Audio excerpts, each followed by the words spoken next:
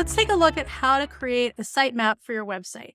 And when I say sitemap, I mean a specific type of file. It's called a sitemap.xml, or it might have a different name, but it's an XML file that is going to list all of the pages and sometimes all of the images that you want to appear in search engines. It's just a way for search engines like Google to be able to find everything that you want to appear on the search engines on your website without having to kind of poke around and follow every link and find it on its own. And a sitemap is going to look sort of like what I've got on the screen. This is a sitemap for a Squarespace website. And you can see in this one that the sitemap is going to include the images for the site, and it's also going to include all of the URLs for the site. The amount of control that you have over your sitemap as far as what's going to show up in this sitemap is going to depend on what platform you're using. I'm going to show you 3 different platforms, and then I'm going to show you a way to create a sitemap if you're not using one of those 3 platforms. Wix, Squarespace, and WordPress, they all automatically create a sitemap for you. With a Wix website, your sitemap is going to be at the URL of your website, and then you're going to follow it by a /sitemap.xml. You can see this is my sitemap for my website, and this is actually a sitemap that indexes other sitemaps. So we can see here that this sitemap has links to pages-sitemap and products.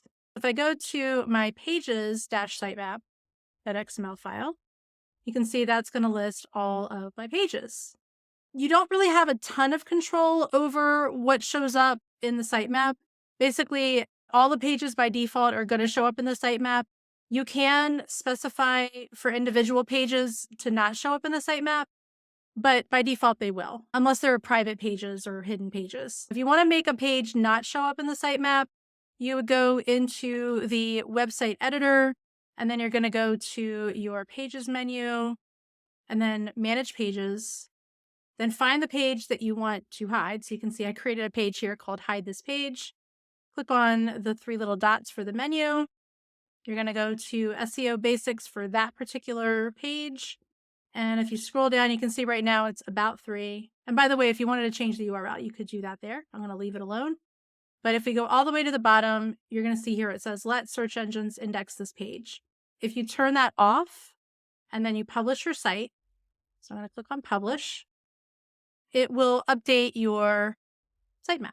It takes a minute, sometimes it takes a few minutes, but let me see if we refresh it. Again, it was about 3.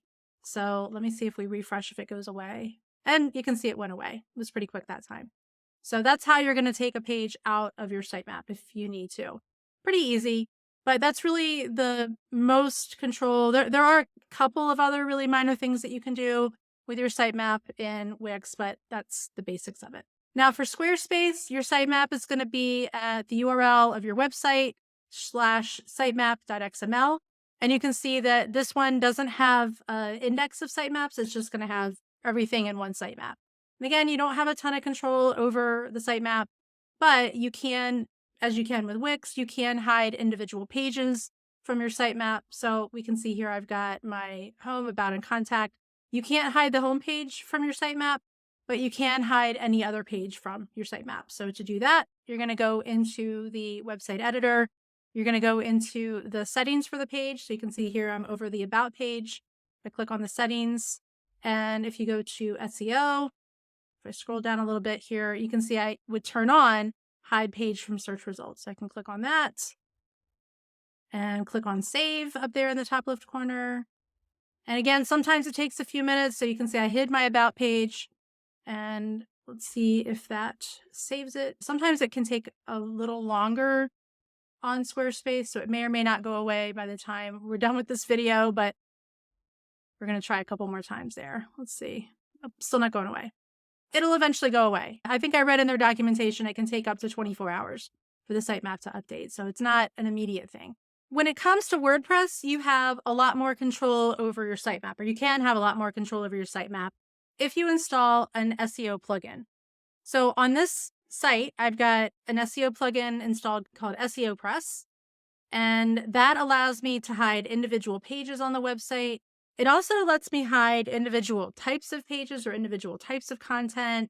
And so if I go into the SEO settings and then I go to XML-HTML sitemap, we can see here that number one, I can disable the sitemap, and that would just give me the default sitemap, which basically shows everything. But we can see here that I can enable or disable the sitemap. I can enable or disable the image sitemap. I can enable or disable, or I can include or not include specific types of content, so post types. So I can make it so it doesn't include posts or it doesn't include pages. By default, it doesn't include media, which would be all my images. It does create an image sitemap, but it doesn't include the media post type, which is a slightly different thing. And then we can see here, I can go to my taxonomies and I can include or not include them. I usually don't include them. Sometimes I do. It just depends on the taxonomy and the site. So just depends on what's going on. Now you can also disable or not include specific pages or specific pieces of content from the sitemap. So we can see here right now, if I look at my sitemap, I've got this hide me page. I can go into my pages and I can go to edit that particular page. And I need to go into the SEO settings for that page, which for SEO Press, I've got the universal window for SEO Press. It's this little icon down here. So I'll click on that. And if I go into advanced, you can see here, I've got this option here, do not display this page in search engine results. So I'll click on that and then click save. Save the page. And then let me refresh this. And you can see hide me has been hidden. So it's not going to be in the sitemap anymore. So again, you've got the same amount of control as far as hiding the individual pages, but you do have a bit more control over the sitemap because of those SEO settings. So what do you do if you're not using Wix, Squarespace, or WordPress? You can go to a tool like SEO Optimer. They have a free sitemap generator. So it's SEOPTIMER. I'm not sure if I'm saying that right. .com/sitemap-generator. And then you would just enter the domain name for the website. So I'll do cuppofcrofton.com. And then you can say if you want to include the modified date. So the modified date lets the search engine know when the file was last updated. In this one, you don't get to actually put the real date. So if we look at some of these other ones, so if I go back and look at the WordPress one, you can see the last update was the last time it was actually updated, which was the 7th of August. But if I go to this sitemap generator, it's going to make the same date for all of them. You can go through and manually update that if you want. And then you can specify change frequency, default priority, how many pages is it going to need to crawl. So if you've got like 5, 10, 50 pages, the lowest is going to be 50. And then what you'll do is generate the sitemap. And it's going to go through and look for all of the pages. So it's going to try to find all of the pages on the site. And that means that the pages need to be linked somehow on the site, or it needs to be sort of under something that the sitemap crawler can find.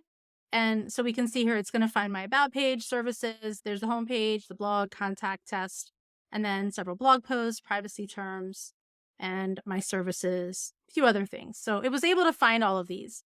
And then you can copy all of that to a clipboard, put it into a file. So you would name the file sitemap.xml, and then you would need to upload that to your website. So you'd need to use FTP to upload it to your website. But chances are, if you're using a website builder, they have some sort of sitemap editor or some way to automatically generate the sitemap. So you might not need to do this, but this is a really quick and easy way to create a sitemap if you don't have that option. Thank you for watching. Make sure you make a sitemap for your website if you don't already have one, or double check and make sure that your sitemap has everything that you want in it. And in another video, we're going to take a look at what to do with that sitemap.